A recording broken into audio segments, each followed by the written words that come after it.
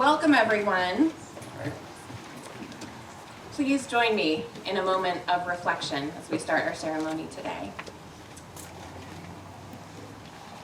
Spirit of life and love, that which connects and holds us all, we ask you to join us as we gather today to celebrate our graduates. We call in the energy and love of all who came before us, our ancestors whose dreams and actions brought us into being, those who stewarded and loved this land long before Gould existed on it, and all of the students and faculty, past and present, who have brought curiosity and wisdom to these halls. Divine oneness, we are here today in celebration, yet we also carry heavy and weary hearts. Our world is hurting in so many ways. We lift up the unfathomable pain and suffering and injustice that is occurring across the globe. Most presently in our minds and hearts, we hold the people of Ukraine, the suffering in Buffalo's East Side, and the horrific reality of yet another school shooting at Robb Elementary School. We are tired, we are heartbroken, we are angry. Let us come together in a moment of silence now to honor the suffering of these communities, of our fellow humans. In this silence, we feel the grief that's bubbling up in us. We send our love to those in immeasurable pain. We offer prayer for action, for real change, for humanity and leaders to come together and be a force for good. We join together in this silence, as we know we must all come together to find a way forward to a better world. Please join me.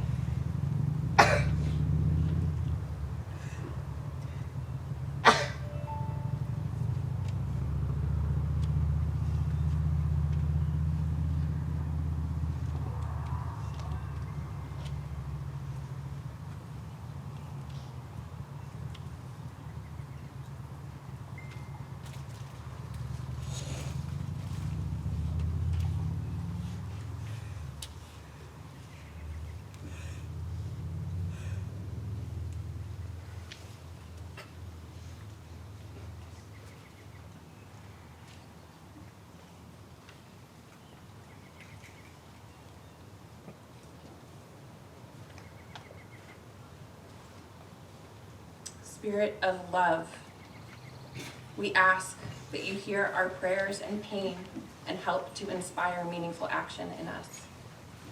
May we not be complacent in the wake of this suffering. Our world needs compassionate and caring individuals and leaders now more than ever. And now today, we join in gratitude for all that sustains us and lifts us up. We give thanks for our health, for the clean air we breathe, for the loving support of community, the magic and wonder of the natural world, the mountains, the sunshine, the rain that comes today. We give thanks for parents, family members, teachers, coaches, and friends. We give thanks for the class of 2022 and their deep empathy and care for one another, for their resilience and adaptability in the face of an ever-changing pandemic landscape. Today's rite of passage honors the interwoven strands of love and support that have surrounded these students throughout their lives. May these graduates feel pride in the magnitude of this moment. May they recognize their many accomplishments. May they carry with them the important lessons of living in a tight-knit, respectful community, those beautiful soft skills of compassion, tolerance, and compromise. May they be safe and move forward as agents of love and healing. May they remember the importance of their voices and the skills of advocating for themselves and others. May they go forward courageously with excitement and joy and shine their many different gifts into the world. May it be so.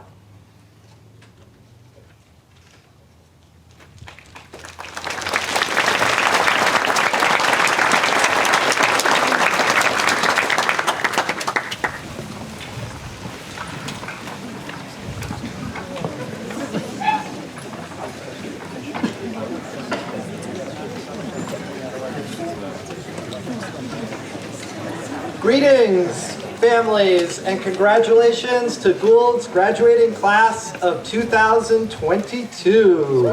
Seniors!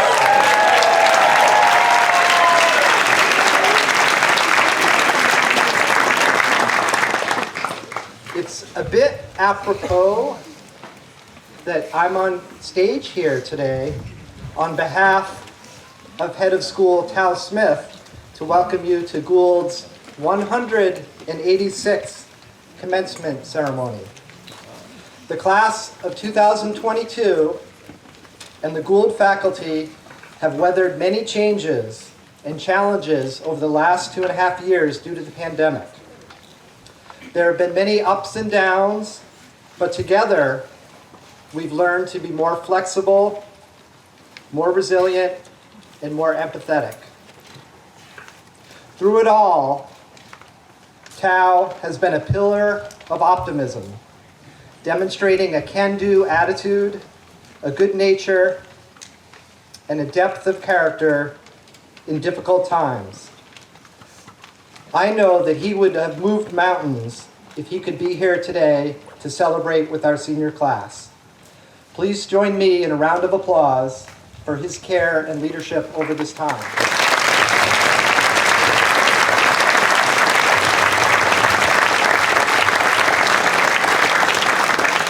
And if you know Tao, probably the only advantage of me welcoming you here today is it will be a lot shorter. When I was a young teacher here at Gould, when I came to Gould 25 years ago, the new teachers were invited out to Dean of Faculty Mac Davis's house on the shores of Songo Pond. I had just finished graduate school, and I wasn't really quite sure what I was getting myself into with this high school teaching thing. I was 30 at the time, and I probably hadn't talked to a high school student since I was in high school. At this cookout, I think I was looking a little bit bewildered and lost in my thoughts as a veteran English teacher, Lucia Owen, sidled up to me and whispered in my ear, "You've got to love the kids as much as you love your discipline." The words at the time struck fear into me. You've got to love the kids? I hadn't even met the kids yet. I knew I loved political science. I knew I loved history. I knew I loved philosophy. I'd spent the last 7 years of my life studying it. But high school kids? I wasn't really sure. Happily, Lucia's words turned out to be prophetic. I'm still here after 25 years and have fallen in love over and over again with high school kids. And all the growth, idealism, and discovery that gets packed into those 4 short years. I'm very proud today to be standing here on stage in 2022 with 3 former students of mine, Chris, Desiree, and Emily.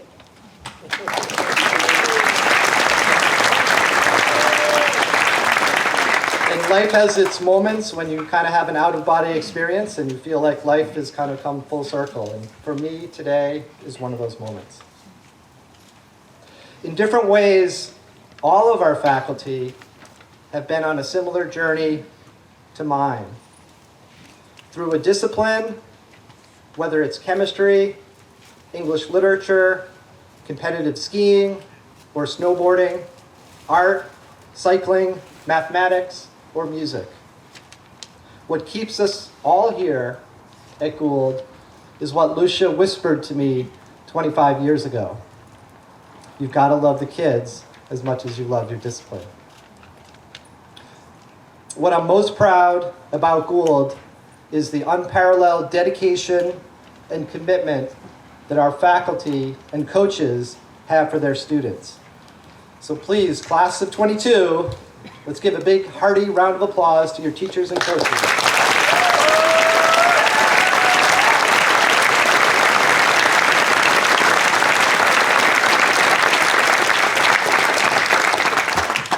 And now to the introduction.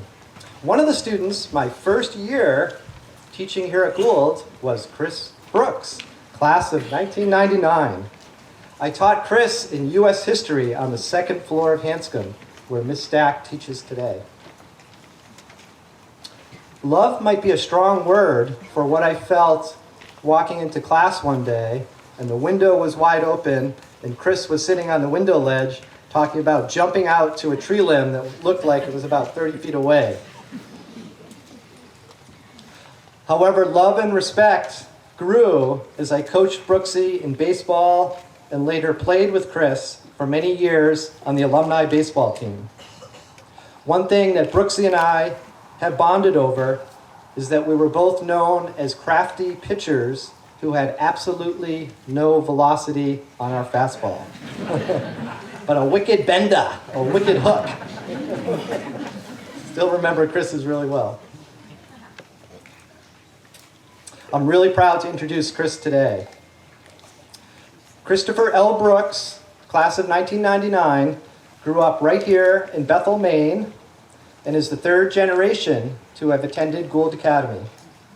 Chris joined the Board of Trustees in 2015 and currently is a member of the board's Executive Committee and Committee on Trustees and Governance, holding the board's secretary position since 2017.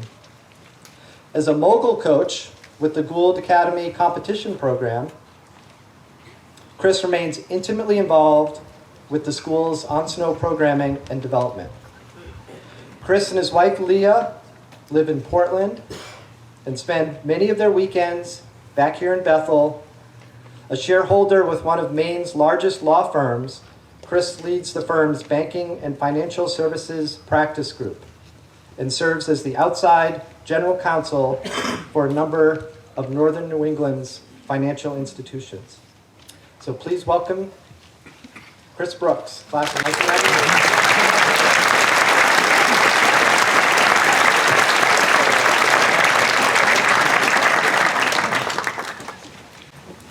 For the record, I easily could have made it to the branch.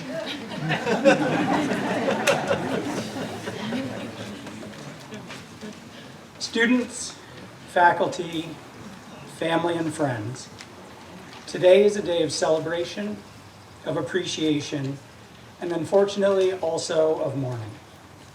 Phyllis Gardner, president of Gould's Board of Trustees, wanted nothing more than to be here today to introduce our commencement speaker. On Sunday, Phyllis tragically lost her husband, Logan Johnston. Logan always held a special place in his heart for Gould, and all of us hold a special place in our hearts for him. So today, as you celebrate the class of 2022, please take a moment and also celebrate the life of Logan Johnston. 2 weeks ago, I received an alert on my phone from the Wall Street Journal. Cat litter could be antidote for climate change, it read. I checked the source again, thinking somehow that I had misread the sender, or perhaps The Onion had gotten a hold of the Journal's account. As it turned out, the article was real, and the science behind it equally so. As I read on, it came as no surprise that this simple approach to what is often labeled an impossible problem was an effort led by one of my dearest friends, today's commencement speaker, Dr. Desiree Plata. Originally from Portland, Maine, Des sat in those seats 23 years ago, a member of the class of 1999. After graduation, Des went on to Union College and then graduate studies at the Massachusetts Institute of Technology as part of the MIT Woods Hole Oceanographic Institution's joint program in oceanography, often crediting her acceptance into the esteemed program to a shining recommendation from longtime Gould faculty member and now friend, Lorenzo Baker. Having attended Des's dissertation defense, I found myself struck by how simply Des could explain the complicated. This, the beginning of her career as an educator, leading her to hold various positions as professor at Mount Holyoke, Duke University, and Yale. And today, Des is an associate professor of civil and environmental engineering at MIT, known in the scientific community for her research in environmental engineering and her contributions towards solving many of the world's most challenging problems, while known in the Gould community for a smile that lights up the room and hugs that make you feel home. Her academic and professional accolades far too plentiful to list. That is, if we plan to have lunch after this and not dinner. It is important to know that Des has always sought out the path of greatest resistance, be it the result of a desire or compulsion to earn her way. I recall a conversation years ago. At the time, Des was teaching at Yale, when Des was offered her now position at MIT. While I don't remember the exact words, in my mind they were something along the lines of, Yale throws tenure around like candy, but I've never been one for sweets. Her experiences at Gould and the people she met shaped the person that she has become, both personally and professionally. During her time here, Des was heavily influenced by teachers Jan and Lorenzo Baker, Madame Owinga, Eric Janicki, and Annette Larson-Brickley. A resident of Gehring, Brett Schifrin and Sarah Schifrin, her dorm parents. A member of Gould's ski patrol program, Doug Alford helped her earn her jacket. Des often credits Gould with giving her the world, and as a member of Gould's strategic design committee, as an incoming member of Gould's board of trustees, and as today's commencement speaker, Des is giving it all back. In what became a model for Gould's acknowledgement of what it has been doing for decades, experiential learning, Des took a course entitled Evans Notch, a class that blended the history and ecology of an area not more than 10 miles from campus. On a trip, Des recalls finding an endangered trillium flower, an experience so unique yet so common to Gould. And as she wrote about that flower, its history, its challenges, its beauty, she began to walk the path that would soon become her life's direction, redefining the relationship between academia and implementation. A recent article about her, entitled From Superfund Site to Super Scientist, Des explained, academic scientists are usually expected to make the fundamental discovery and then allow someone else to scale the technology. While always welcoming help from others, Des never had any interest in simply seeing someone else carry out her mission. In her words, I want to see it become the solution that it should be. At Gould, we encourage students to live lives full of purpose, action, excellence, and compassion. Des has already lived such a life, and she's just getting started. Please join me in welcoming today's commencement speaker, Dr. Desiree Plata.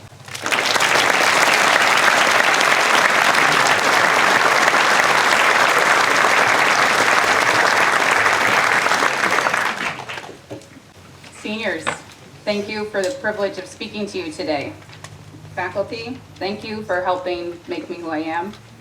And thank you for that beautiful introduction, Dr. Clarke and Brooksy.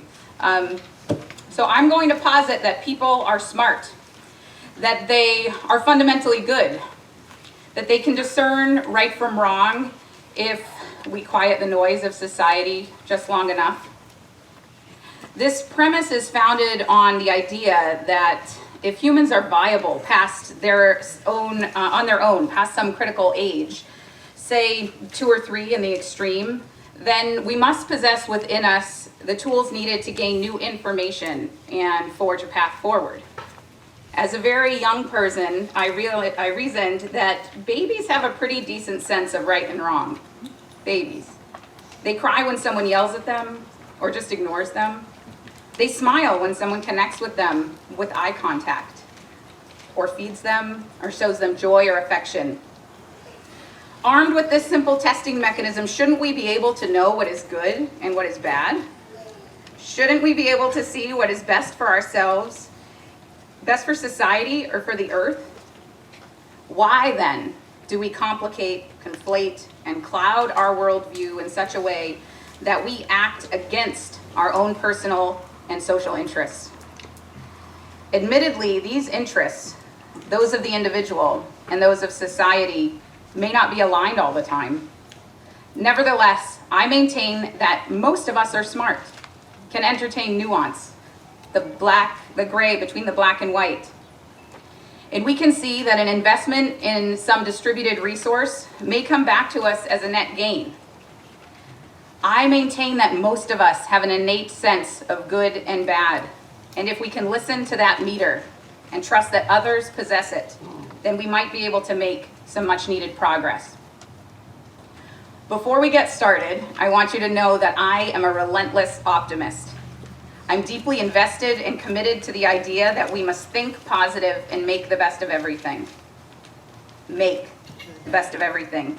Now, this implies that we'll be doing some work this morning, and a first step in that work is identifying the things that are broken. And I'm sorry to say that I brought a bit of a long list for Saturday, but I'm only a little bit sorry, really, because I need all 58 of you to help me solve some of these big problems.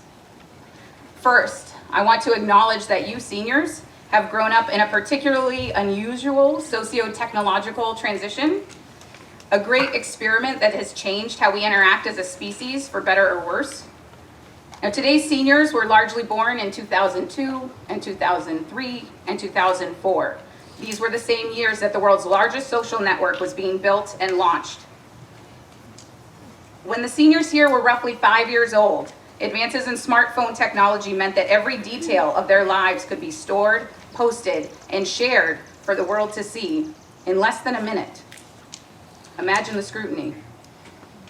Decades of research on the development of children and adolescents tells us how important it is for young people to identify their place in a group and to fit in rather than to stand out. Now, how in the heck is any kid or teenager supposed to develop a level head about his place in a group when he comes to find out that his group is the size of the internet world? It's not tractable. There are too many expectations out there, and those expectations will cloud someone's decision-making and homogenize his, her, or their being in a way that detracts from society. The outcome of this vast pile of expectation and precise articulation of how you should be and think and do for all the minutes of your life is very simple. It fosters anxiety and it cripples independent and creative thought. I see students who are crushed by the weight of expectations for college admissions. Then, when they finally get to college in some diminished state, they are crushed by the weight of performing in order to get a job. They are underperforming precisely because they have been told to overperform. You should see the look of horror on college students' faces when I tell them that no one will ask for their transcripts unless they apply for some graduate degree. You mean no one cares I got a C in physics my first year? No, nobody cares that you got a C in physics your first year. But by that time, it's a bit too late. I'm usually talking to someone who is living in the future for so many years that they forgot to live in the present. I'm talking to someone who is so busy being something else for someone else that by the time they are spit out at the other end of the conveyor belt, they don't know what to do. So they just proceed doing the thing that they think someone wants them to do. Thus begins the great compromise of happiness, the compromise of being authentic to oneself. The second consequence I see of growing up in the age of the internet news cycle is that there is a relentless sense of fear and doom that is promulgated by the media. Ugh. Media's focus is on getting your attention, on making clickbait that translates directly into advertising dollars in their pocket, dollars that are literally tabulated per click. Your click is a vote. It's a cash register, cha-ching.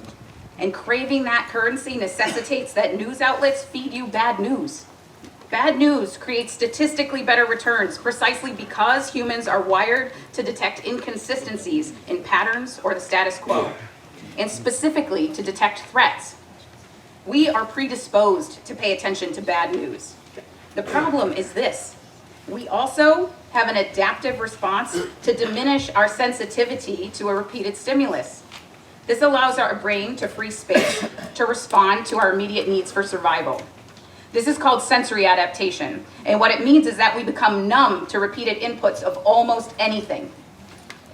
The only logical outcome for a generation raised on a repeated news cycle of fear and doom is just what any human psychologist would anticipate. Apathy. Total apathy. We disconnect. We give up. We stop feeling on a biochemical level. We stifle the very connection to others that makes us human. A mass shooting should horrify us, and a shooting of 6-year-olds and 10-year-olds should make us double over in pain, both for the lost opportunity and hope represented by those children, and also for the adolescent shooter. And yet here we sit, and I'm sure you're sick of hearing about this, but here we sit. Gender and racial inequality, healthcare double standards, economic solvency tap dancing, gun violence only in America, homelessness, abysmal veteran care, and climate change in action. What gives? Do we not know right from wrong? Have we been made numb to it all in the name of the pop-up ad? Our stagnation on these issues cannot stand. Each and every one of you has a role to play. Each and every one of you has something to contribute. In spite of what we have done to make you apathetic, I know you care deeply about at least one of those things I just mentioned, and beyond. In spite of what we have done to make you angst-ridden and feed you homogenized ideals of achievement, I know you have creative and independent thoughts, your own goals. In spite of us telling you to wait for your future, leave it to the adults, train for tomorrow, I know that you know that time is the only non-fungible commodity. You don't have a lot of it, and you need to act with your unique talents now. This drive, this unstiflable determination and hope for a better tomorrow, this is what makes us human. This is what makes America great. Had I not been born in these United States, I would not have had access to elementary education, the social and financial support that I needed to get through lean times, and ultimately a chance to go to an exceptional place called Gould Academy that I could call a stable home and that role modeled to me what it meant to be a leader who championed mutual respect and discourse.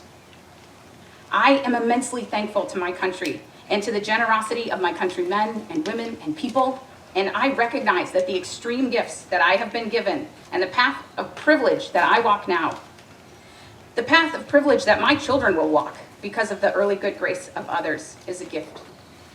But coexisting with my deep gratitude for America is a furious indignance toward the gridlock that is the United States Congress. We have allowed a system to persist that fosters long-duration servitude in which septuagenarians and octogenarians know how to tweak and work and leverage the two-party system. New ideas don't get to see daylight, or they're mutilated until they no longer resemble their original form. And I don't care who you are, but if you stay in Congress long enough, you will owe some special interest group some favor. It's a rare principled individual who can vote their conscience for decades. The people who do are often worn down to a point that they have to leave for sickness of the political game and legitimate concern it might erode their soul. Now, Mainers are fortunate to be stubborn enough to produce exactly the type of logic and conscious voting individuals we need more of, at least some of the time. Worse yet, a two-party system that flip-flops between presidential extremes has little hope of making any real progress. Meaningful systems-level change takes a long time, and it can't take root if we permit a gross oscillation in rule of law every 4 years. Big industry can't even handle this. For almost a decade, some large fossil energy firms that I talk to have been accounting for a carbon tax. Their logic is that they have to project well into the future and can't change course on 4-year timescales. You heard me right. Many of the big fossil energy companies already account for a carbon tax. So what gives? When someone is allowed to be a lifelong professional politician, they will pander to their base at whatever the cost. They will pander to their special interest groups. The objective is to be reelected, not to make progress for the people. And that needs to change. So I encourage each of every one of you who has some interest in service to give a run for office. The great news is that the bar is not that high. When you get there, I'm going to ask you to coordinate a vote against your own self-interest for term limits, support a variety of ideas, disempower the propagation of self above country, above community. Now, this can't be just one or two of you. It has to be like 50 of you, or the proverbial yous out there. I know that I'm speaking of an idealistic future, and if my idea to recruit the youth of America to change things from the inside of the US House and Senate fails, I hope that you will ideate and implement other solutions in your local sphere of influence. You sit before me as writers and artists, historians, chefs, entrepreneurs, scientists, mathematicians, poets, potters, engineers, comics, blacksmiths, athletes, actors, influencers, climbers, fly fishermen, and educators. Each of you has a unique role to play. We can point to the people who led the civil rights movement. We know who invented the pop-up ad, and don't worry, he's remorseful. We can name the people who made big chunks of metal fly in the sky. This is amazing. The people who invented vaccines, the people who created the national park system, and the people who first strapped skis and snowboards to their feet and pointed them down a mountain seeming like bona fide lunatics. I mean, they proved it could work. They did this until they proved it could work. The point is that individuals matter. You matter. And what you do with your finite time here, it matters. Find a way to mesh your unique talents and unique interests and make something new, something positive for all of us. In my case, there was no more noble or holy calling than to work to protect the environment. In my life, I've relied on nature to invigorate me, restore me, and fuel an optimism in me. I want to pause for a minute and ask you to take a peek at the mountains behind me, if you can, and take a deep breath.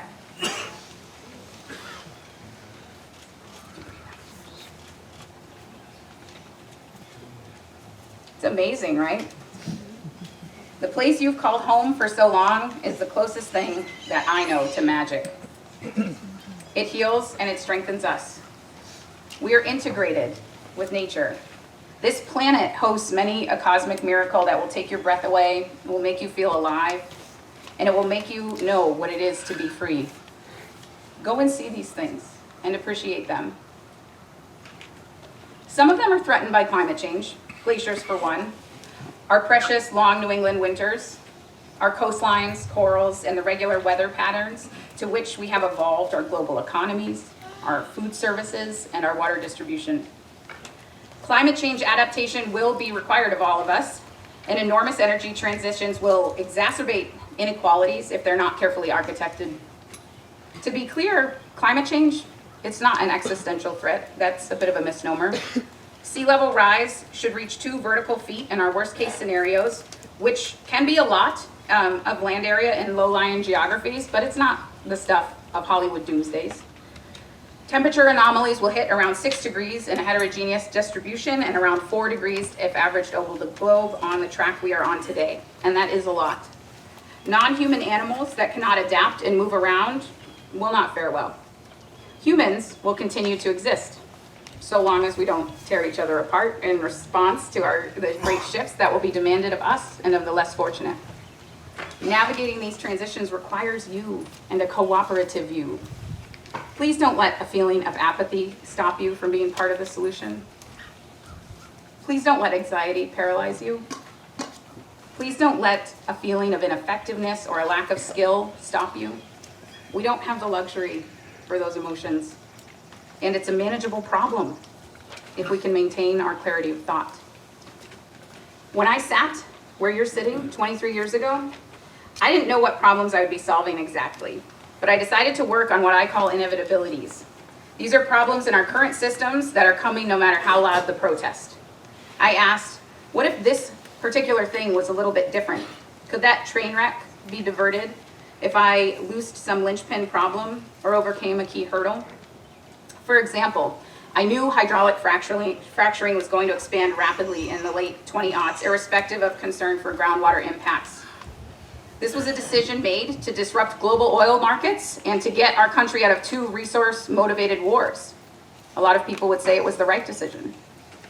So that train was coming, groundwater concerns or not. So I went and measured those groundwaters. I looked at those impacts and developed ways to predict and guidance to prevent chemical exposure from that process.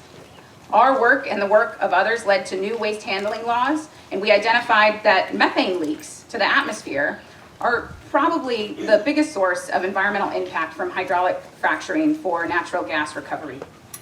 Methane, which is the main component of natural gas, comes from just about everywhere. Wetlands, dairy cows, and yes, oil and gas. And while methane is hundreds of times less concentrated in the air than CO2, it will do as much warming on the planet in the next 10 years. If you could take methane out of the atmosphere or stop it from getting there in the first place, you could save a half a degree warming by 2100. So we invented a catalyst, a dirt cheap catalyst made out of cat litter to do just that. If we can successfully deploy it, you will all get to enjoy a different rate of global warming within the next 30 years. If we do our job right, it could bring a climate benefit that is equivalent to taking all of the combustion engine passenger cars off of the road times 3. This will matter in real ways for real people.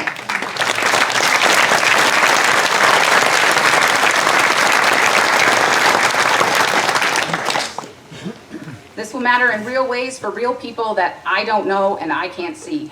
Last, my group knows that we should be transitioning off fossil. We all know we should be transitioning off fossil into renewables as fast as we can, but energy storage and the metals required for those specialized batteries and windmills and solar panels, that's all poised to create a bottleneck. So seeing this, I drew on a principle I learned in my high school chemistry class to invent a dramatically different way to produce and recover metals from waste or mining. I co-founded a company called N-Cycle. The name alludes to the vision that one could infinitely reuse metals or reuse them n number of times, for you mathies in the audience. Our process can potentially save up to 75% of greenhouse gas emissions compared to the traditional metal extraction. We call it being green while you're being green. Come see it sometime, it's wicked awesome, and I am so proud of the young people like you who worked with me to develop these radically different solutions to systems level sustainability challenges. Now, doing this hard work requires some tough conversations. We've had to understand what motivates and challenges the people and the systems in which we want to see change. It's the only way we can design real improvements. There is a pervasive nonsense dogma out there right now that simply conversing with the other side, whatever that is, makes one complicit in the behavior or the problem. Sometimes I wonder if this false logic was disseminated on purpose by some foreign enemy. Because what better way to stagnate progress and weaken a society than to divide people and convince them that they have no common ground? Don't be a pawn in that game. Instead, remember what you were taught here. Engage in respectful conversation. Get to know each other truly. Talk. Don't text or email. Talk. Walk in the front door and ask, why do you think that? Why did you do it that way? I want to understand. Find the common ground. That is leadership. That is strength. And that is what we are lacking so much in today's society. Take some of your humanity and your ability to see the humanity in others. Take that with you beyond the walls of the house of God, beyond Bethel. I maintain that most of us have an innate sense of good and bad. If we can listen to that meter and trust that others possess it, we might be able to make some much needed progress for this world. Congratulations, graduates. Think positive. Make the best of everything. Be well, do good work, and stay in touch.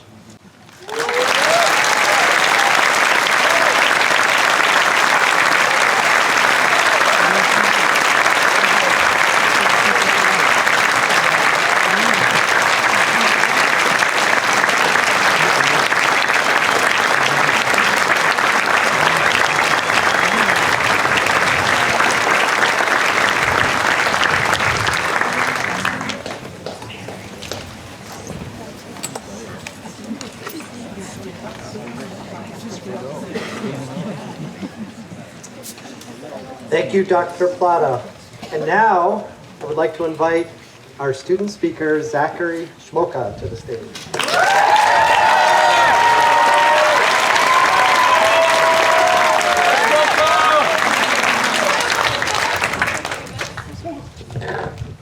There's a Mets game tonight, so I'll be sure to keep this one brief. Yeah, let's go Mets. Good morning. Yes, fellow seniors. Schmolka actually has a first name too. It's Zach. Nice to meet you. One night recently, a friend of mine told me that in this speech I had two options. Be painfully honest or comedically honest about Gould. But at first, I couldn't do either, since it was 11 o'clock. The teacher on dorm duty took away my computer and forced me to bed. Sweet dreams, I guess.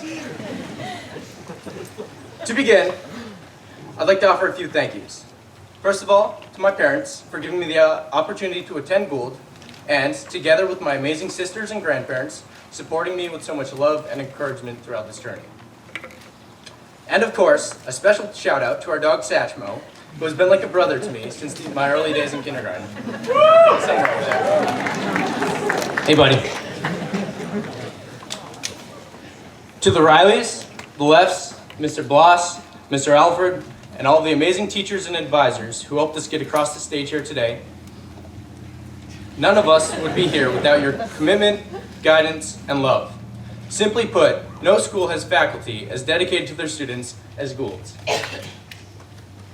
And lastly, a thank you to Miss Manning and Miss Legary for remembering to tell me before this morning that I would be giving this speech. No, seriously, in classic Gould fashion, they almost forgot.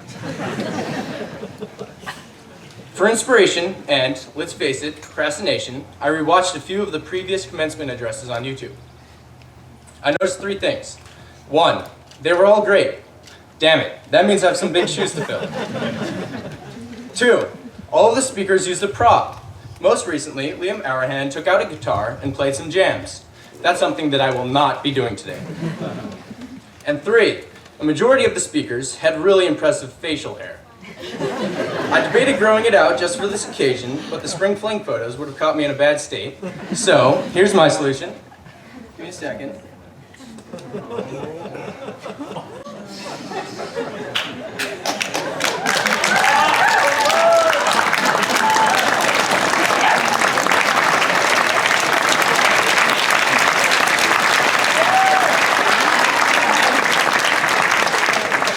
It's not quite as impressive as David Temkins from a few years ago, but it looks pretty good, and it acts in my prop. So here we are, guys, our graduation. Wow. It's weird to think that at the same time next year, we won't be skipping study hall to play spike ball in the upper fields. We won't be stuck in a sports awards assembly that somehow runs an hour long. We won't be running up to the third floor of Hanscom just to realize we forgot our masks back in our rooms. It's time for this to come off. Better without it. It feels like just yesterday that we turned onto Church Street for the first time and our Gould careers had begun. Since then, we've done a few smart things and more than a few stupid things, but no matter what, we've done them together. We've spent countless days seeing how many people we could fit on the couches in the DSL. We've worn suits up Rumford Whitecap on Mound Day. That's you, Alex. How about 9th grade 4-point in Ecuador when we squeezed lemons into our eyes? Yeah, pretty stupid. Or how about the next morning when I woke up completely naked in a foreign country with my clothes nowhere in sight? I still blame Huntley for that one. Yeah. We caused mayhem in the dorms, especially in D block. Come on, let me hear it one last time. We built triple-decker couches in Ordway to watch the Super Bowl.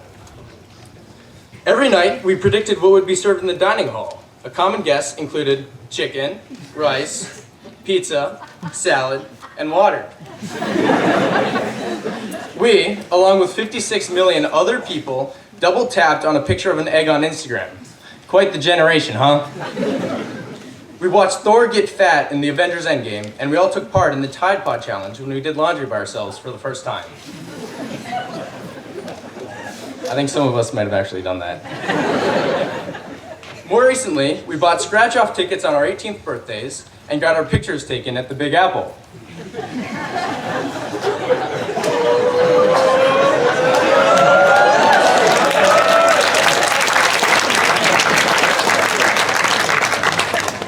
Oh yeah, a couple of people also decided to recreate Mario Kart.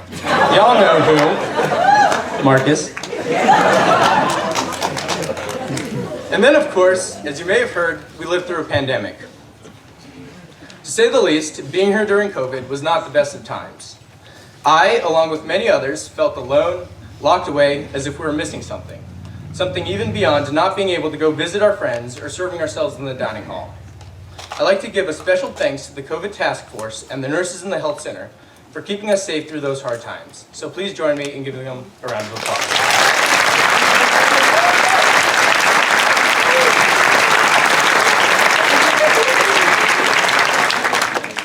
To me, the best thing about Gould is the powerful sense of community.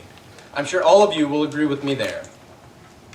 But when COVID came around, it felt as if these connections disappeared. The smiles we gave each other were replaced with far too frequent swabs being shoved up our noses.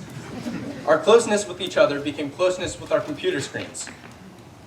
And our days of tend to a table in Orway were swapped with really, really, really awkward dates 3 times a day, which were eventually improved to really awkward third wheel opportunities. But we got through it together. Despite the obstacles of masks, distancing, and Zoom school, we proved our resilience as a class as we were able to recreate small but significant threads of connection and spin them into the defining memories of our time at Gould. In fact, that might be the single best way to describe the Gould class of 2022 as a whole.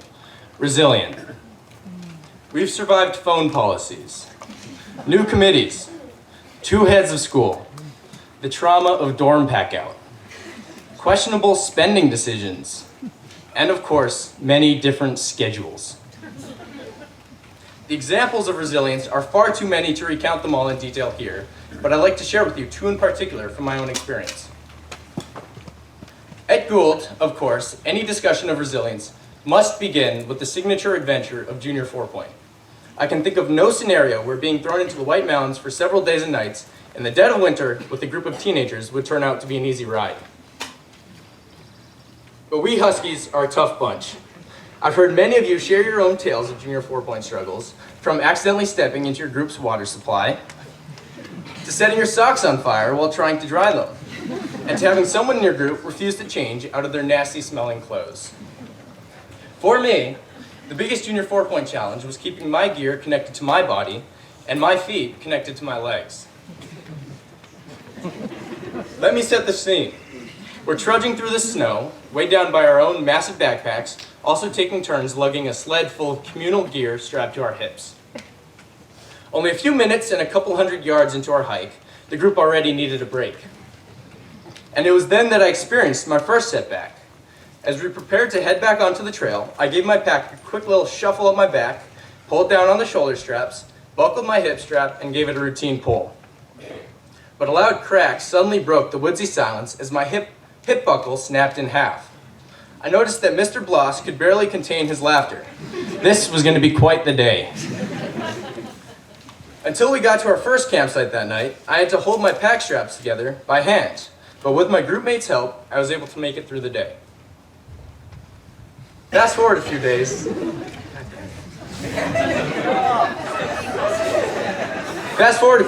And we were all getting the hang of Junior 4-Point.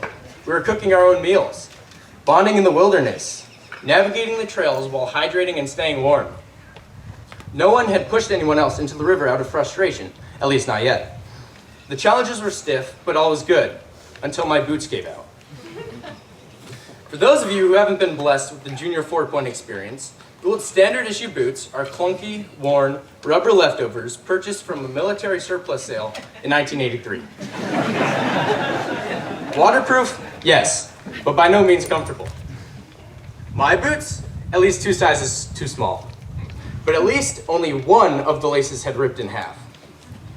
I replaced it with a little bit of P-cord and I was back in business. But next went the other lace. More P-cord, no problem. Then the tongue ripped out of the boot. That one was new. But I shoved it back in place with duct tape. Not a pretty sight, but a workable fix.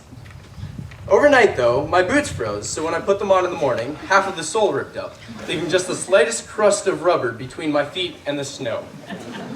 You may be wondering how much more could possibly go wrong, but trust me, it can. And it did. The next day, a few of the lace holes on each boot ripped out, meaning the boots were barely secured to my feet at all. Ankle support, gone. As I walked, every step for hours on end felt as if sandpaper was rubbing the skin off my feet. On solo night, Mr. Bloss came by for the one authorized purpose to refill my water, but my feet were an unspeakable sight. Their tops had red patches on them, each maybe 3 inches long. Every toe had dark red clusters of raw skin rapidly peeling away on top and bottom. And don't even get me started about my heels. I don't want to spoil your upcoming lunchtime. Sworn to silence on solo night, Mr. Bloss just stared, dumbfounded at my feet, and uttered only 2 words out loud. Holy crap. For most people, junior 4-point might be their worst nightmare. But my group mates rallied to help keep my spirits up, and I did the same for them as we pulled each other through. At Gould, we embrace challenges together, learn from them, and become better people in the process. While Gould's unique junior 4-point experience and the resilience it requires are well known on this campus, I'll also tell you the saga of a lesser known little fella named Roger, who showed some resilience of his own and very quickly became a storied part in the Davidson family. Roger was a hamster who secretly lived in Davidson for a few months this year. Both motivated and resourceful, he captured the hearts of everyone. Admittedly, it was a little unclear at first whether or not he was a permitted resident. But rest assured, the scholars at Davidson were extra careful to scour the code of conduct from cover to cover multiple times to ensure that pets were not prohibited. They weren't. My guess is that as the new COVID and technology policies were introduced into the code, the entire pets section somehow was cut by mistake. Note for next year, I guess. Anyways, the radiator, as we like to call him, due to his proximity to the heater and the squeaking sound of his hamster wheel, lived a daring life of intrigue from inside his enclosure in a Davidson closet. Only 6 days into his Gould life, Roger staged his first great escape. One morning, we went to his cage to give him his breakfast and say hi, only to find that, true to his nickname, he escaped through the radiator and into the walls of Davidson.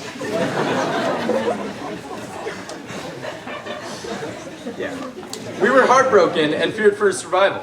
We had to assume the worst. That night, after study hall, everyone in Davidson gathered together in full formal attire as we marched through the dorm to a bagpipe soundtrack that honors Roger's short but inspiring life. But over the next few days, it dawned on us that we kept hearing scratching noises from inside the walls. Wait, could it possibly be that our feisty rodent pal had made it this long on his own? On the evening of the 6th day, I was sitting on the couch in my common room. A stunned expression crept across my face as I saw him scamper across the floor. It took a collaborative effort, but we managed to rescue him. Impossibly, poor Roger, presumed dead for a week, was back.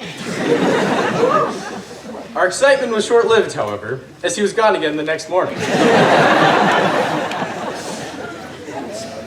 Our beloved little pet had turned into a full-on Harry Houdini, a hamster escape artist. For the next few weeks, the same scenario played out over and over again.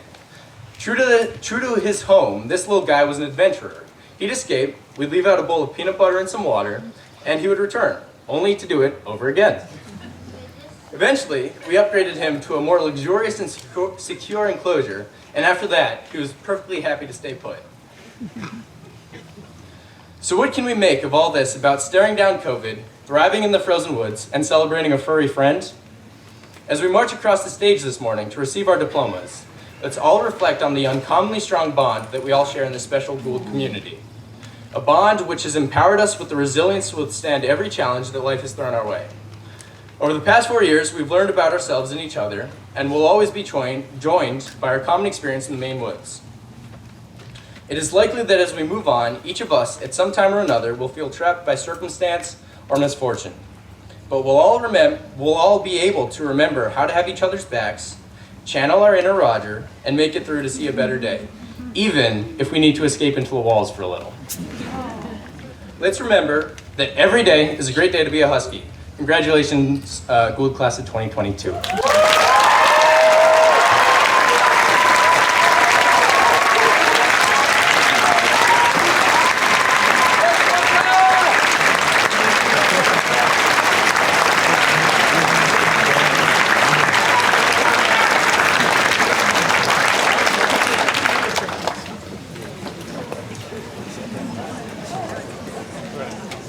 Thank you, Zach. Well done, sir.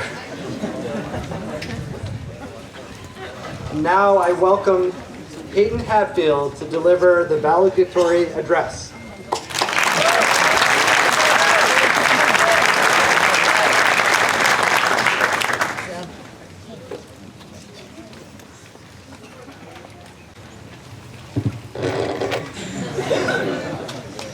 Good morning, trustees, faculty, family, friends, and the class of 2022.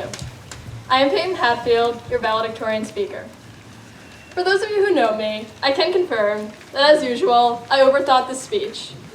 I am also proud to say that I made it onto the stage without tripping, considering I didn't have the same success with the canoe the other day. Class of 2022, we have made it. Today, we become alumni of Gould Academy. We trudged our way through a pandemic, countless Maine blizzards, and every other high school obstacle in between.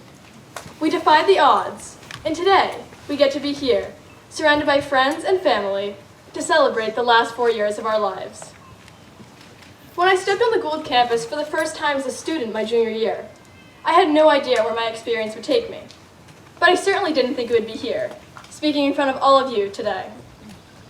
One thing is for sure, however, is that when I arrived on the Gould campus not even 2 years ago, it was as if I was a freshman again. I arrived in the middle of the COVID pandemic and knew very few people and nothing about the culture at Gould.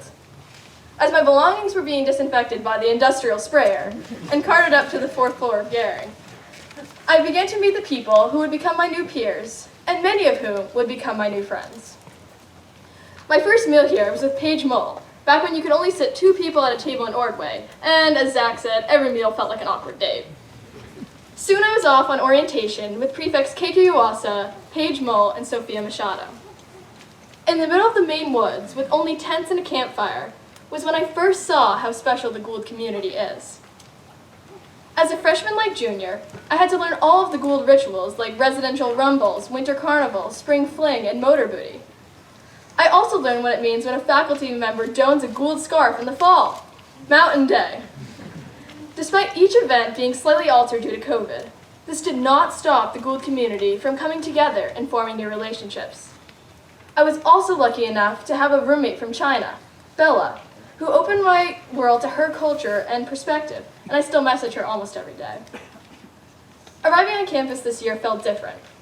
Rather than as a lost and confused new student, I came as a student leader and the member of the Judiciary Committee, and more importantly, a member of the greater Gould community. For the first time, I was seeing faces without masks. Campus was starting to return back to normal, or so I was told because I'd never been a part of the normal Gould. As students gradually returned to campus, a vibrance was restored to the community. Once again, I was given the privilege of having an international student as a roommate. Elena, who is from Montenegro, will forever be a part of my family. This year, I got to experience in-person Gould assemblies and saw firsthand how this event brings the community together, and how we seem to find a way to make them last forever each time. We got to give our first senior shout at an in-person assembly, something the class before us never got. We got to see a normal fall sports season return to Gould and witness our boys soccer team end their 7-year win drought in glorious fashion.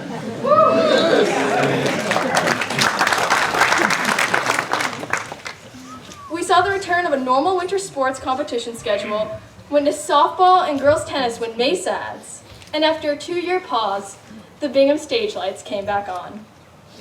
This week, we saw our last motor booty dance, shortened by a thunderstorm in true Maine fashion. we played our final game of Cards Against Humanity, and of course, Cards Against the Gould community on the back porch of Ordway. And Emma, I still want a copy of that. The last rounds of Spikeball were played, and all that remains now is the lovely brown ring on the upper field from endless hours of Spikeball game that were dominated by Caroline and Schmolka. And today, we get to give our last senior shout. Seniors! Seniors! So I came to Gould with two distinct goals: receive a high-level education and ski at the highest level. Like many of you, however, I am leaving with so much more. At Gould, we've been given the opportunity to dive into many unique endeavors that excite us. Faculty push us to find our passions and purpose, both academically, athletically, and beyond, and pursue them to the fullest. The class of 2022 is a prime example of this incredible aspect about Gould. Burke McClay, who is considering starting his own ski company, took full advantage of the ski building class here to get his first understanding of the industry and how to build quality skis.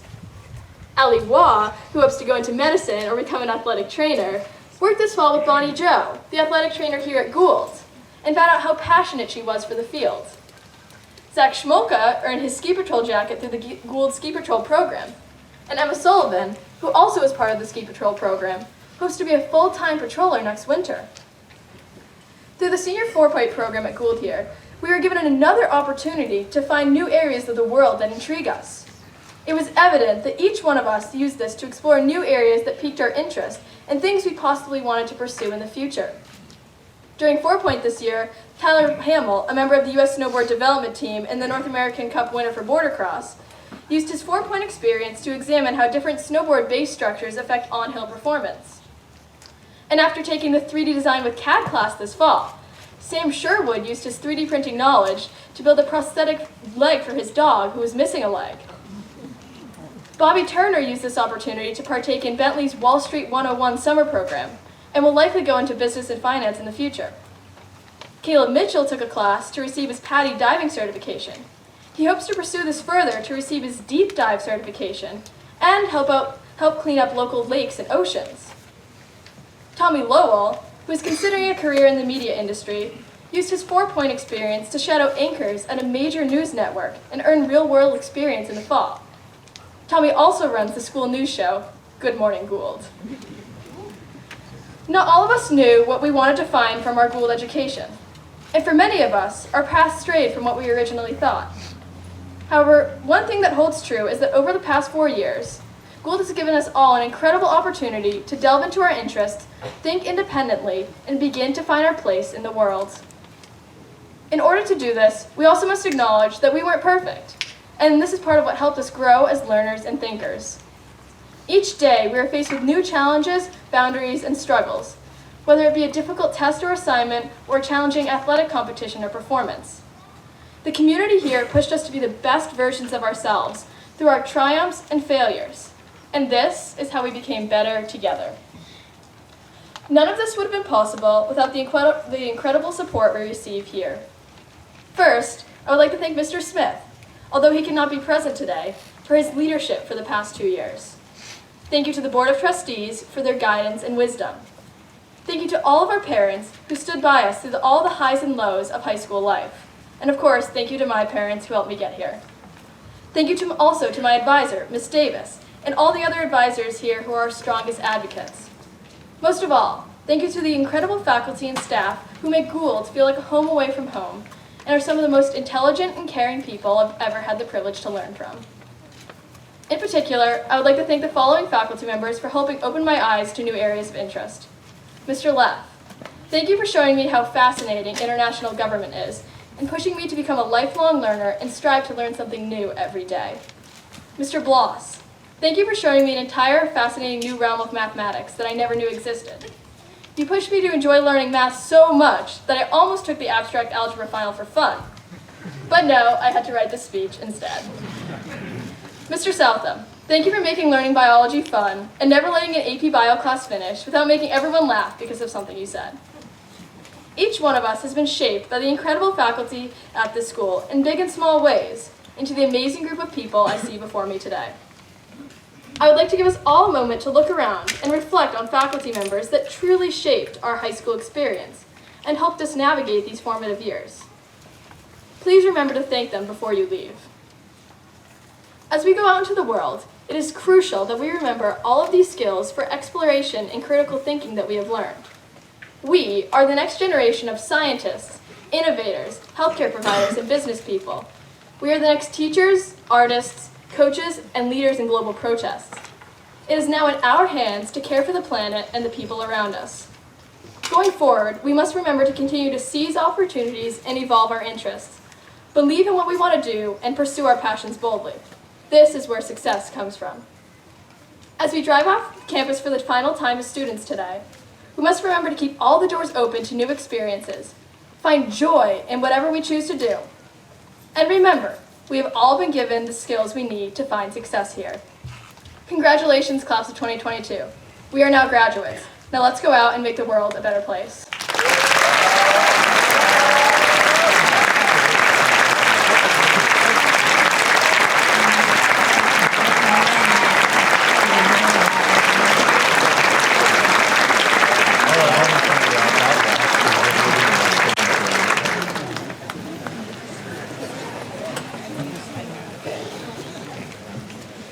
Thank you, Peyton. Very well done. And now we will move on to announce the class of 2022 honors and awards. The Scholarship Shield. Each year, we recognize the member of the senior class who has been at Gould for at least 2 years and has achieved the highest academic standing by naming them the valedictorian. To recognize this incredible achievement, their name is inscribed on the Scholarship Shield in the Sanborn Family Library in Hanscom Hall. It is my honor to introduce you to the valedictorian of the class of 2022, Peyton Ann Hadfield.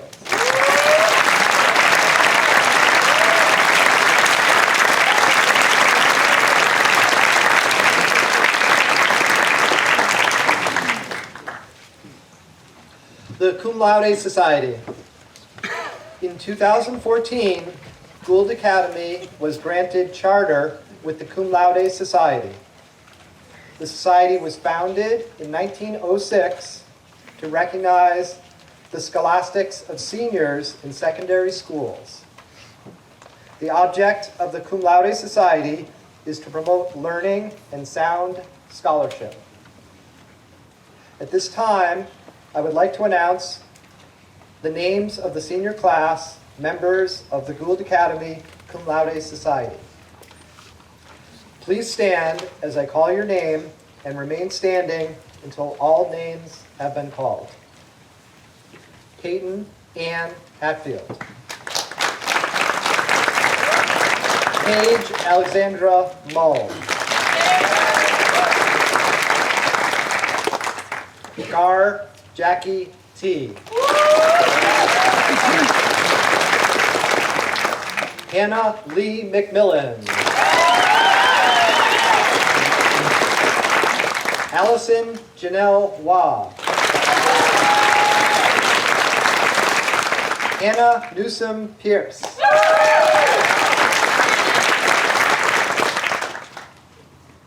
Zachary Frederick Schmolka and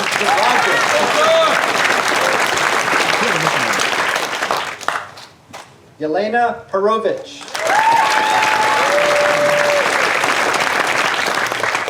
Caroline Masters Seekman. Racy Tracy Huh. And Keiko Lillian Uwasa.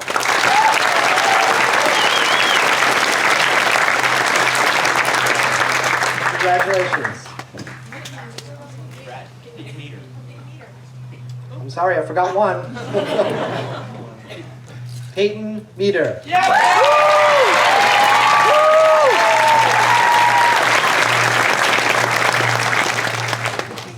Sorry, Peyton.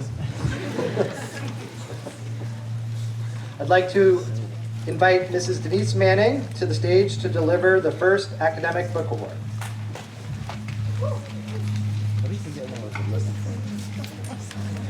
Before I give the award, I just want to say these glasses were found last night over in Bingham Auditorium. They're prescription, so somebody is missing them today. I'll have them over here on the table if they belong to you. So, Courtney Eyehacker could not be here today, and she was very sad about not being able to present this award. But it worked out because I was jealous because I wanted to give this award. So, this young woman immerses herself in every new world she encounters when she reads. Her enthusiasm for literature is infectious and so appreciated. The Senior Book Award in English is presented to Paige Mull.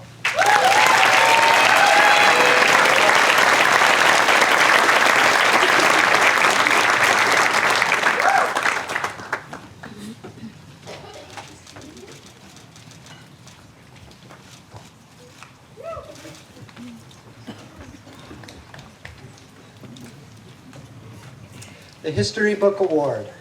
On behalf of the history faculty, I'm very proud to give the History Book Award to Gar Jackie P.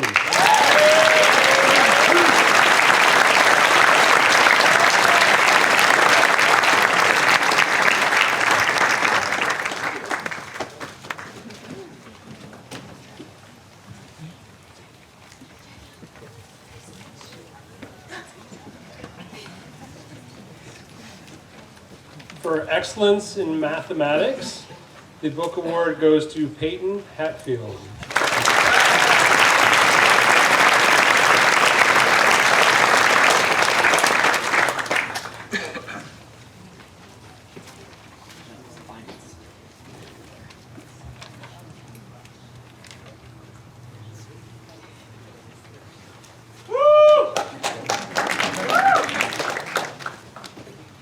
Okay, the NGPF Student of the Year Award. This is for a student that demonstrates excellence in personal finance, and that goes to Sunny Chang.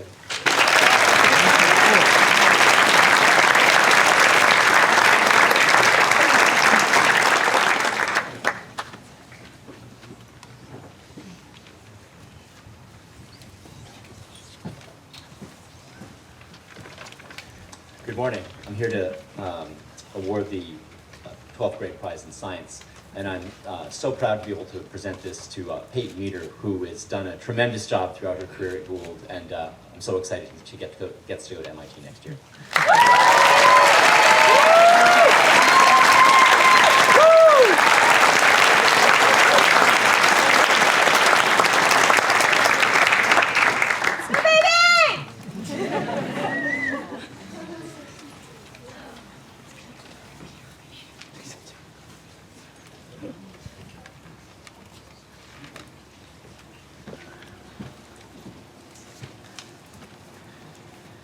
This year's prize in computer science goes to a young man who I got to see really blossom this winter when we spent a lot of time one-on-one in AP biology, but apparently he's also done that in computer science, and that's Jason Chen.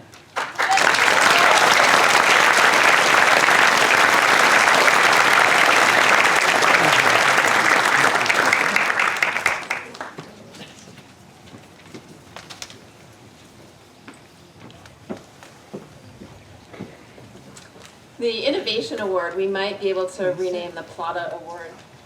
It actually honors a lot what Des talked about today, which is someone who sees a problem in the world, uses the skills that they learned at school, just kind of thinks of the world a little bit differently, and goes about and makes something. So we're very proud to honor Sam Sherwood and for the Innovation Award, and your dog as well.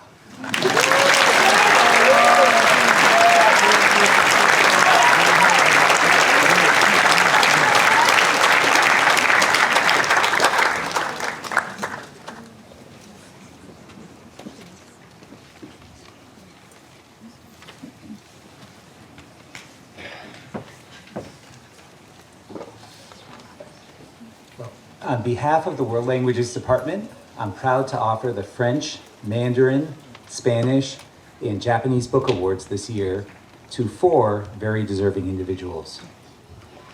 I've always been impressed by the student's drive to explore the diverse influences that make up his heritage, as well as a worldview that has provided him an openness to engage with all those around him. This student conducted independent research focused on social trends and opportunities within current Cameroonian society, and then proceeded to interview a substantial number of Cameroonian expatriates, a cultural anthropologist, and even current government officials, all on his own time and in French. The drive to use his language skills to better understand our world marks a true lifelong learner. It's with great pride that I present this year's Book Award in French to Ronald Toman.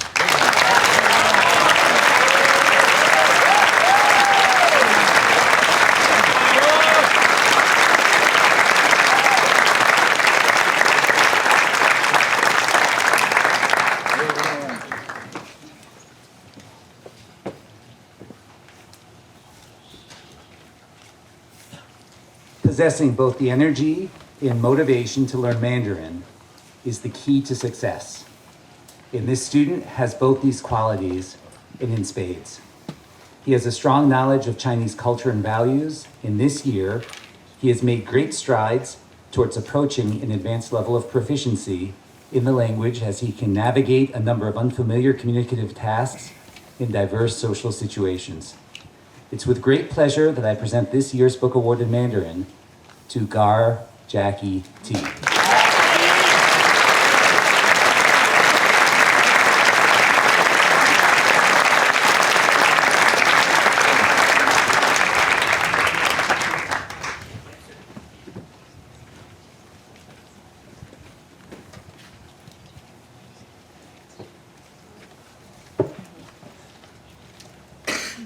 The recipient of this award speaks to his teacher every day, and El Jefe reports that he cannot remember the last conversation between the two of them that wasn't entirely in Spanish.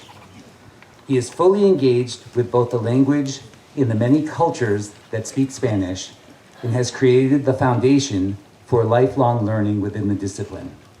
El Jefe has remarked what a gift it has been to have this young man as a student. On behalf of the Department of World Languages, it's my distinct pleasure to present the Spanish Book Award to Marcus Goodbody.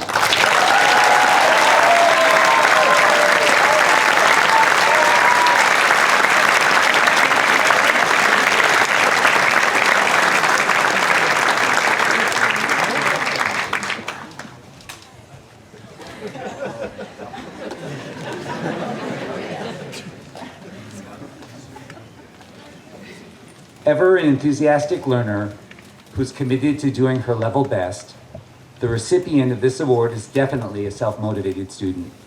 This award winner frequently greets and interacts with her teacher in Japanese outside of class and has made tremendous progress in all modalities of the language throughout the year.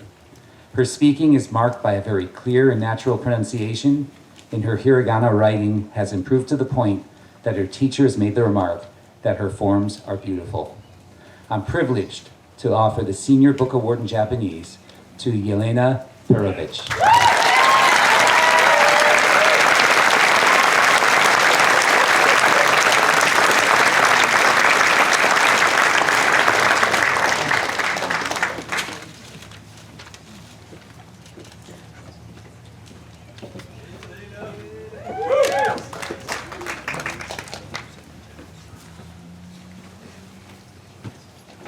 Good afternoon.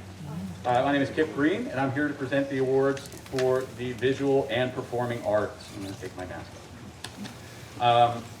The first award I have to present is the Theater Award. This award goes to a young woman for her dedication to the theater and her multi-role approach to all the productions. This award goes to Ava Catherine Massini.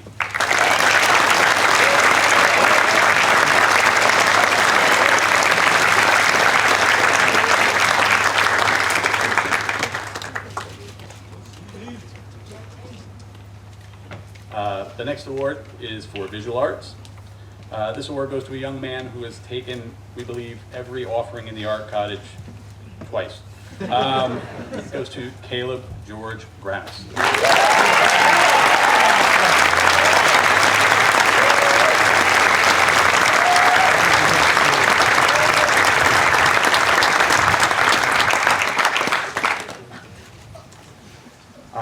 The Senior Pottery Book Award goes to a young woman for her dedication and stewardship and hard work in the ceramic studio, Hannah Newsom Pierce.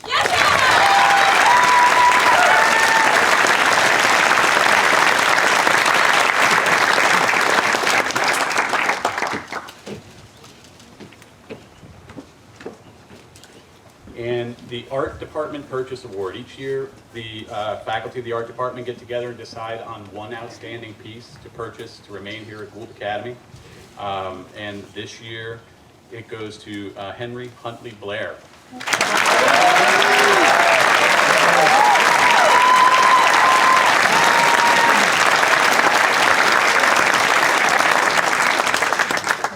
Just a couple more. The Gail A. Foster Award.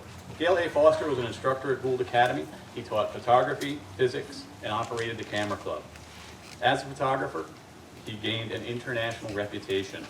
This award, to his memory, was given by Martin Bove, class of 46, one of his students who is currently a professional photographer. The award is given to the student who has exhibited the most outstanding work in photography. And this year that award goes to Zachary Frederick.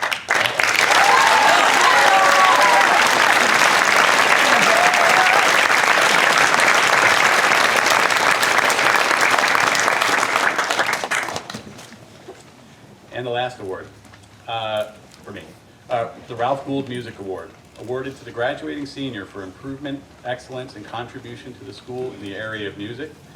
The Ralph Gould Music Award consists of a token gift and an invitation to select and present to the Academy some object relevant and useful in academic and extracurricular music. This year, the recipient of that award is Bo Chow Robert Siu.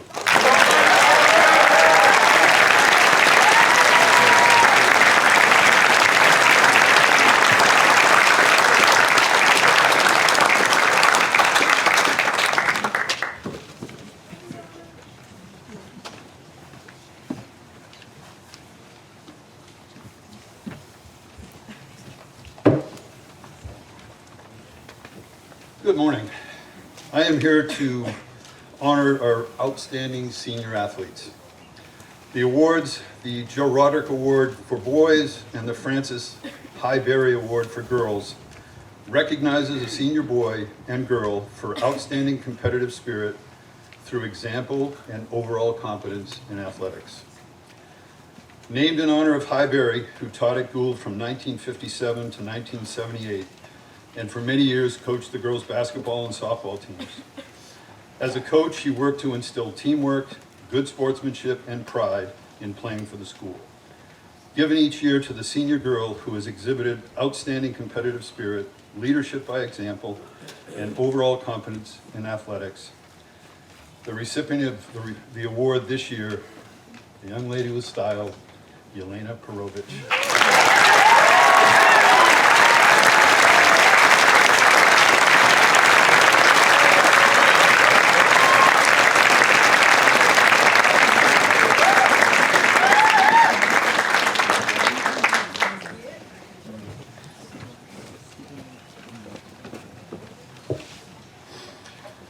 Joe Roderick taught physical education at Gould for 29 years. In addition, he coached football and acted as a trainer for all sports. His encouragement and enthusiasm for athletes were a positive influence on many Gould graduates. Given each year to the boy who has exhibited outstanding competitive spirit, leadership by example, and overall competence in athletics, the recipient of the award this year, Tyler Douglas Hamilton.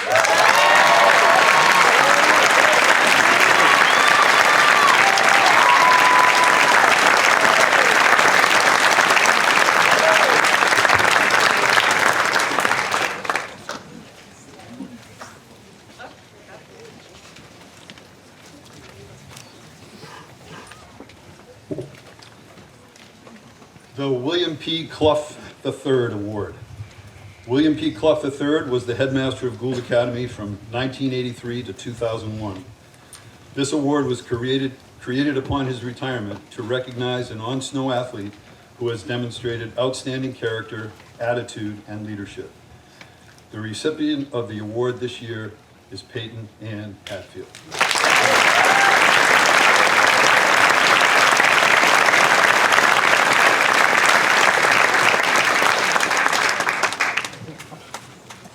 The Gould Academy Alumni Association Award. The Alumni Award is presented by vote of the faculty to a student who is the son or daughter, grandson, or granddaughter of a Gould Academy alumnus or alumna, and who best reflects the high standards of the Gould Academy Alumni Association and the school's motto, "To thine own self be true." The award is presented this year to Hannah Pierce Newsom.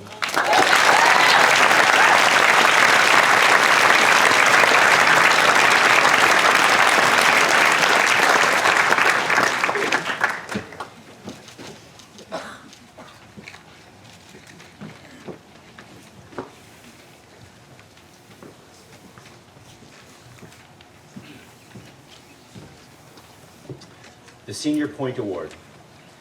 Awarded to that senior whose project best exemplifies the three values at heart of any Gould endeavor: the energy to try, the willingness to risk, and the capacity to tolerate.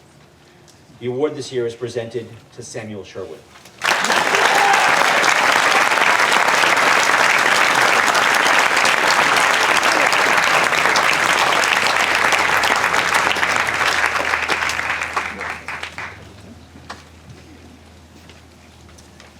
The Jan and Lorenzo Baker Award. Jan and Lorenzo Baker devoted 35 years to Gould Academy, challenging students to be courageous and open to the world around them. Art Department Head Jan Baker inspired students to explore new perspectives and new techniques for artistic expression. Dean of Community Life Lorenzo Baker helped students to become strong individuals and leaders within their community. The Jan and Lorenzo Baker Award is bestowed upon a member of the senior class who best exemplifies the qualities that the Bakers fostered: personal courage, an adventurous and creative approach, and a clear vision of themselves for the world. I am pleased to announce that this year's award goes to Zach and Roger. Zach Schmolka.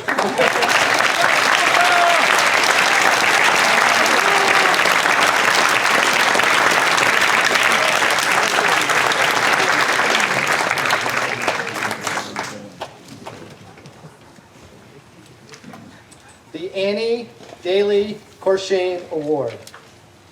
This award, given in memory of Annie Daly Corshane, class of 1986, celebrates the spirit of student involvement in social, political, and environmental causes. The award is in two parts: a monetary contribution to a cause which Annie believed and worked for, and an inscribed cup presented to a Gould Academy student who reflects Annie's determination to make the world a better place. The recipient of the award this year is Hannah Lee McMillan.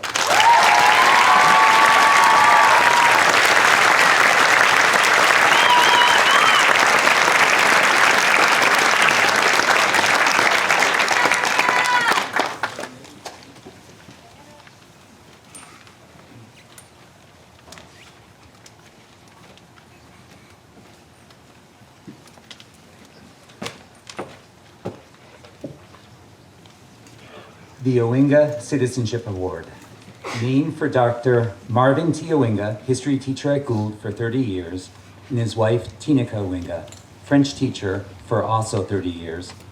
This scholarship is awarded to a member of the Gould student body who embraces the spirit in which both the Owingas live their lives through acts of selflessness and thoughtful humanitarianism. The recipient of the Owinga Citizenship Award is Zachary Frederick Schmolka.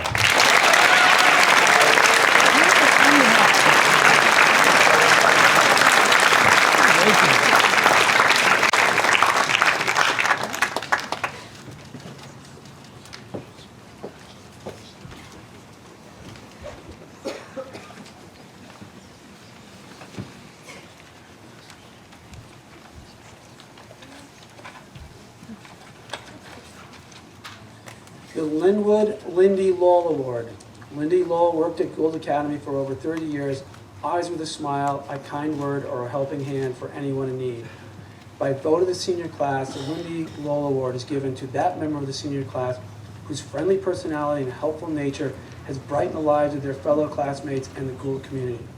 I'm pleased to announce that this year's recipient is Caleb Douglas Mitchell.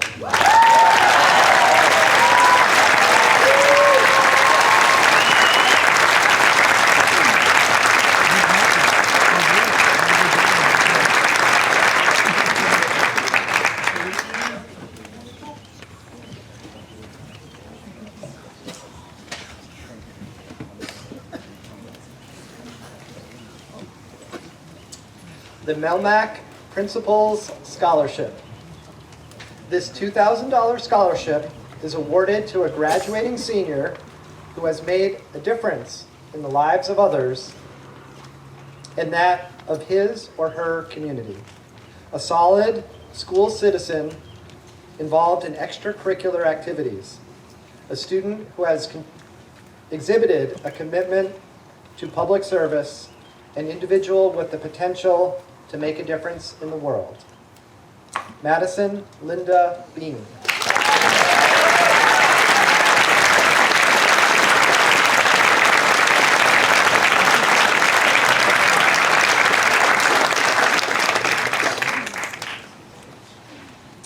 The town of Newry presents a monetary gift to each of the graduating seniors who are full-time residents. This year's recipient is Hannah Newsom Pierce.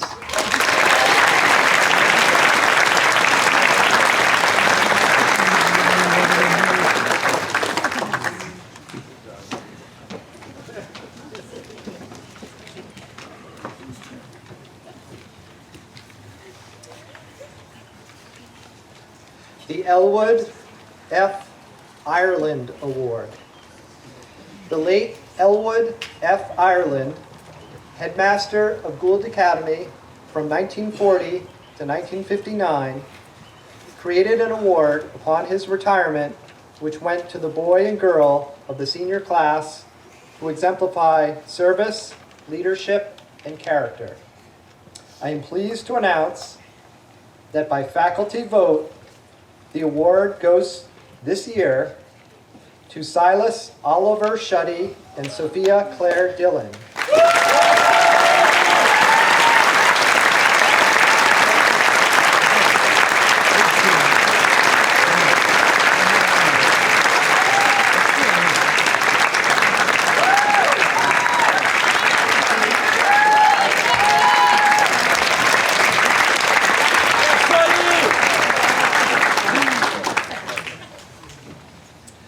The Headmaster's Bowl, awarded to a senior who has exhibited the highest standards of scholarship, character, and service to the school and participation in activities of the school. Peyton May Meeder.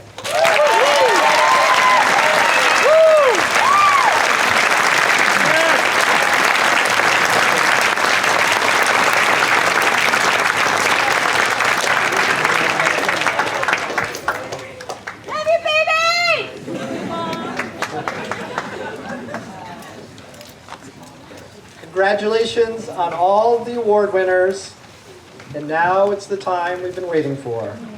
It's now time to grant the 2022 academic diplomas.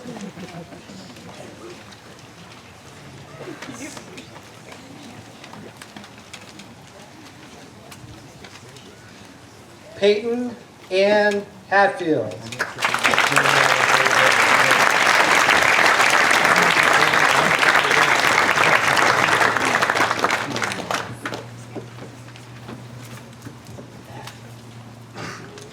Madison Linda Bean.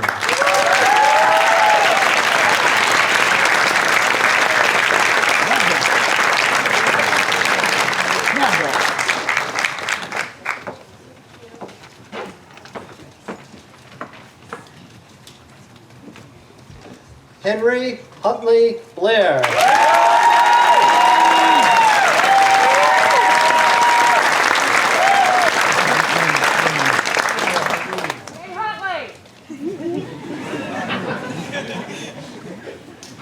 Chen Jingshuan.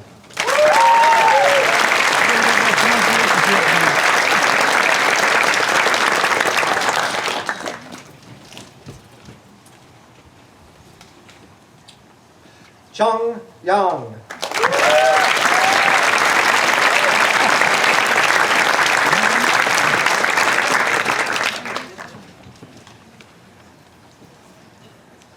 Zhang Zhuhuang.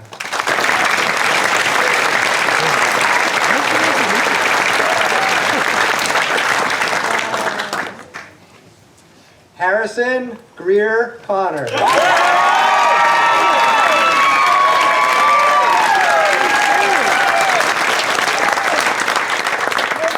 That's my cousin!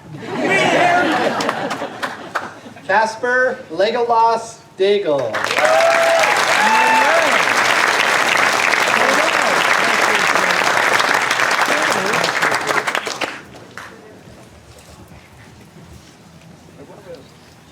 Sophia Claire Dillon.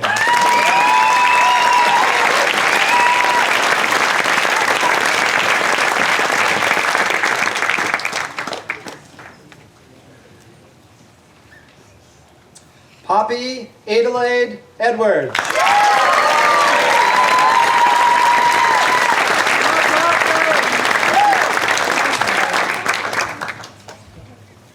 Maxim Vladimirovich Epstein.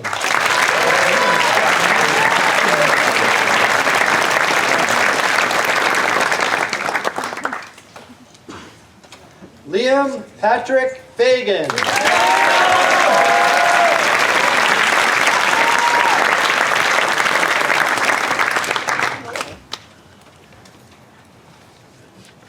Phoebe Alyssa Garfield.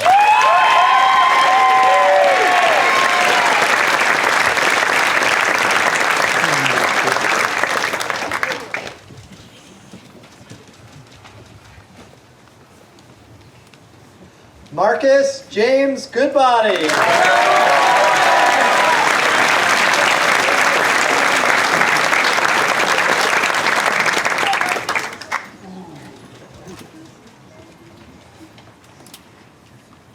Isabella Mary Curran Gordon.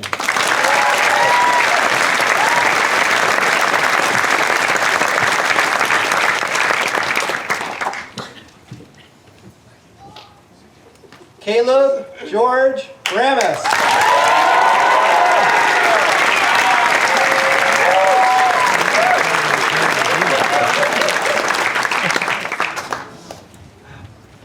Alexander Felice Hamada.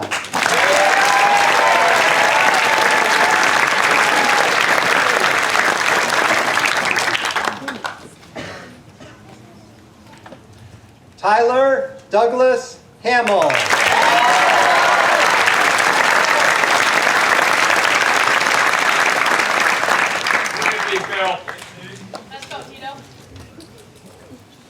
Huh Racy.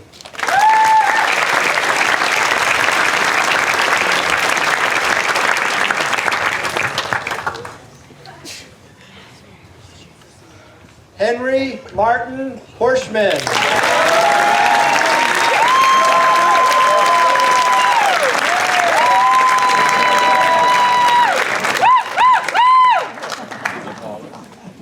Kayla Lynn Hosmer.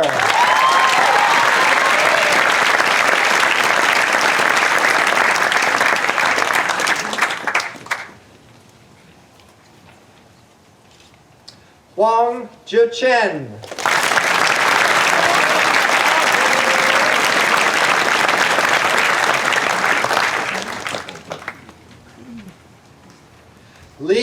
Kwan Wook.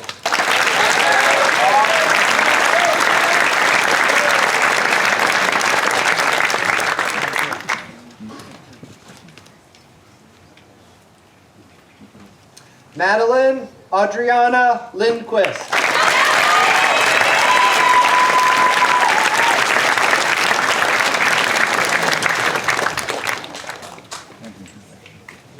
Nathan Allen Livinggood.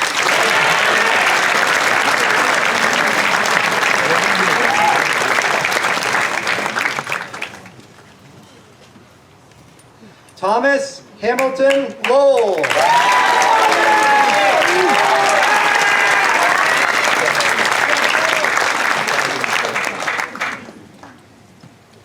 Ava Catherine Massini.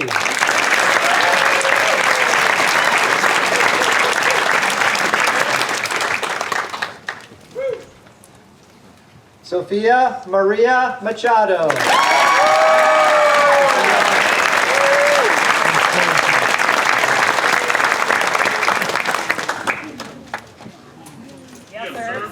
Yes, sir. Let's go, so. Burke Owen McClay.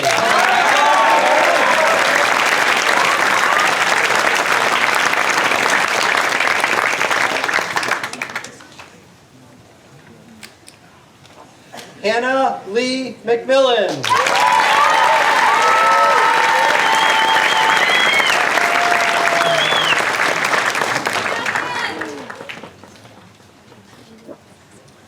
Peyton May Meter.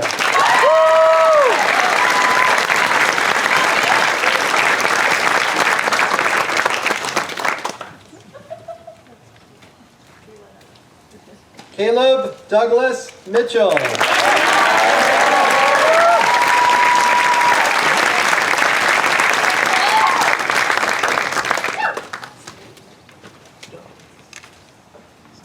Jesse Kenneth Mize.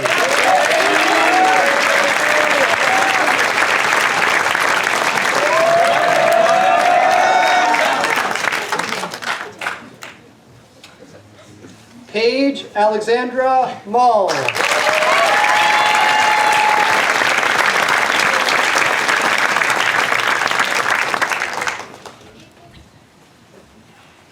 Madison Alexa Papiano.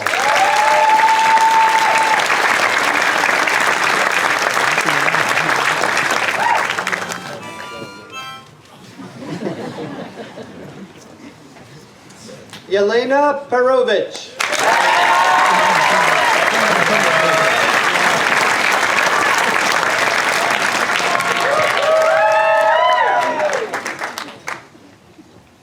Hannah Newsom Pierce.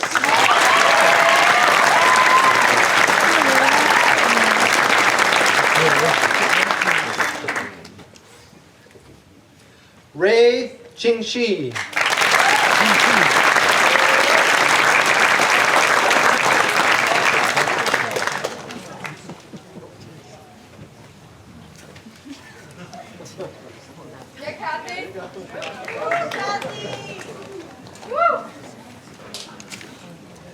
Lilybeth Ryan.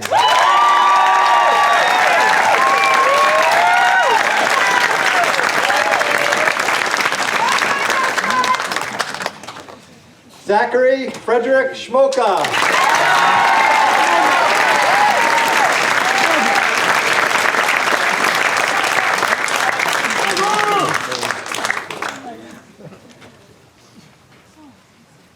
Joseph Carl Senner.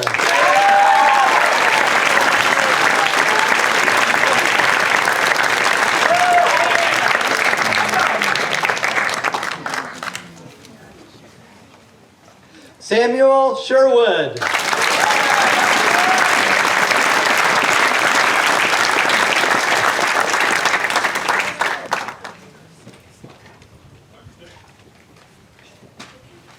Silas Oliver Shuddy.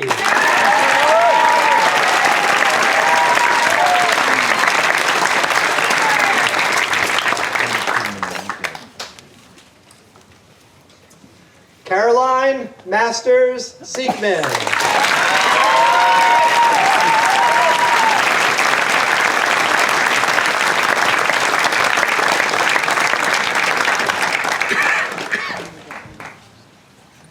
Birkin Michael Silich.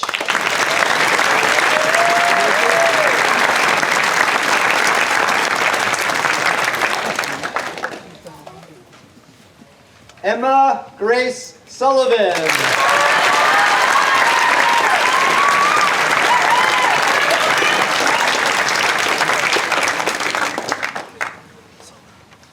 Ryan Timothy Thompson.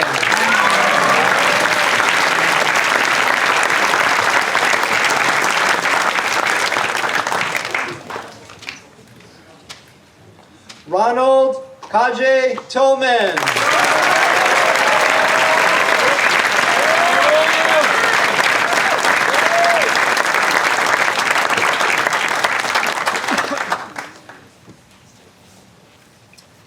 Gar T.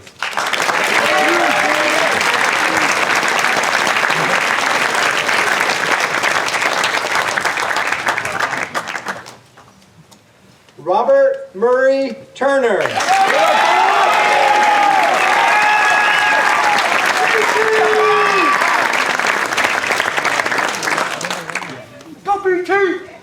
Gregory Eric Belchak.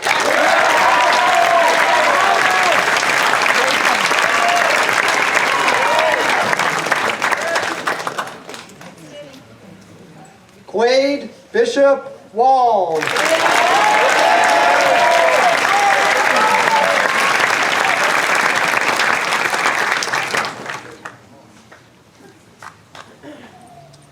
Allison Janelle Waugh.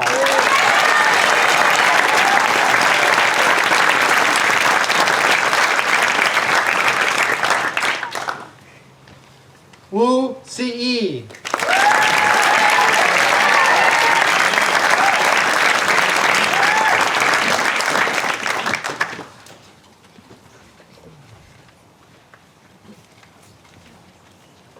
Xiao Kai.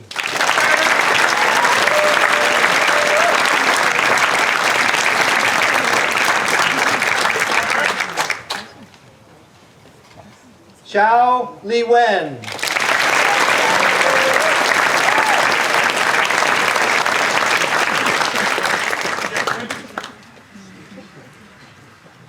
Shu Bo Chao.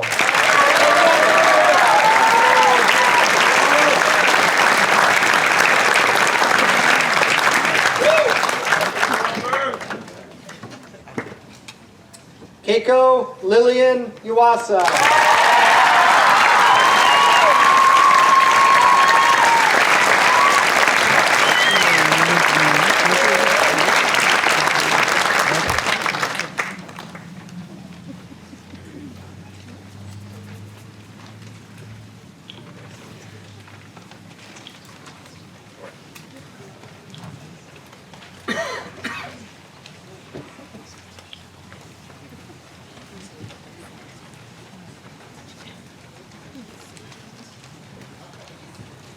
Sorry, I'm getting a few stage directions. It's my first time doing this. Thank you, Denise. And now I present the class of 2022.